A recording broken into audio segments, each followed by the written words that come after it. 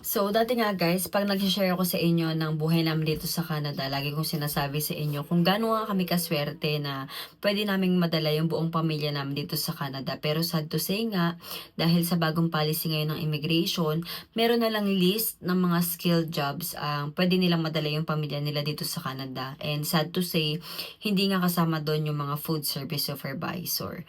So, nung dumating nga yung bagong balita ng immigration, tinawagan agad namin yung consultant namin and yun nga, naging honest naman sila at sinabi nila na after January 21, 2025 nga, lahat ng application ng spousal at saka ng mga dependents is possible na nga na ma-decline. Unless si spouse makakuha siya ng LAMIA na magbibigay sa kanya, pwede siyang mag-apply ng work permit.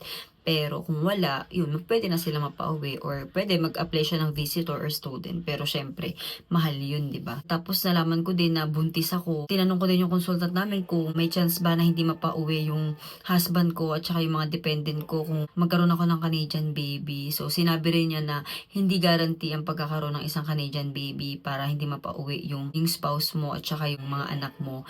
May possibility rin na madala sa Pilipinas yung baby ko nga.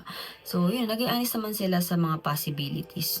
Tapos guys, isa pa sa nakaka-stress is manganganak ako ngayong August. Tapos, dapat kasi by August, pag hindi pa kami na PR, is dapat mag-renew na rin ako ng work permit ko. So, imaginein mo yun, dahil nga sa bagong policy ng immigration ngayon, dati kung 2 years ang work permit namin dito sa Canada, yung bagong policy ngayon ng immigration is 1 year na lang ang permit na pwede mong makuha.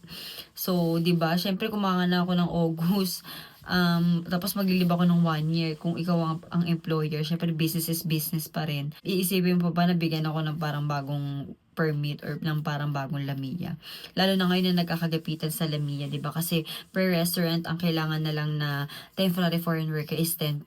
So, lalo na ngayon sa McDo, halos lahat ng katrabaho ko puro Pinoy. Sobrang dami talaga namin. Halos unti na nga lang yung mga locals na nagtatrabaho eh. Employer ko as in sobrang bait niya. Halos lahat nga ng mga nag-renew ngayon recently is talagang ni-renew naman nila. Pero syempre, naging honest lang din ako sa sarili ko sa mga possible na mangyari. Gusto ko din talaga na maging handa kami. Yun nga guys, nung dumating yung bagong policy ng immigration, talagang sobrang na-depress kami, nakaka-stress kasi, di ba imaginein mo, parang dinala mo na yung buong pamilya mo dito sa Canada tapos all of a sudden pwede silang mapauwi nang wala kang magagawa. Parang, di ba ang dami mo na nagastos, ang dami mo na sinakripisyo, tapos syempre yung mga bata nasanay na dito, tapos biglang mapapauwi lang sila. So, yun talaga yung mga reason kung bakit talagang pinilit namin ng husband ko na halos mag-exam ako linggo-linggo para makuha ko yung desired CLB score ko. Naalala ko nga sinabi sa akin ng husband ko ano daw bang gusto ko. English exam ko yan o gawin nilang pamasahe papuntang Pilipinas. So, 'di ba? Minsan din may mga naririnig ako na ano ba yan, mag-exam ka na naman.